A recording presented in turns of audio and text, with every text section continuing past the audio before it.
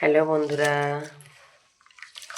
দেখো আমি একটা আয়ুর্বেদিক শ্যাম্পু তৈরি করব। একই পদ্ধতিতে তেল তৈরি করব, শ্যাম্পু তৈরি করব, আবার চুলের কালারও তৈরি করব।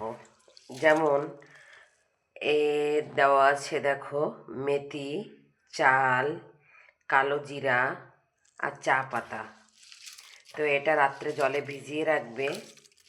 সকালবেলা উঠে ওই জলটাকে ছেঁকে নিয়ে এটাকে পেস্ট করে মাথায় দেবে। দেওয়ার আগে একটু লেবুর রস দিয়ে নেবে।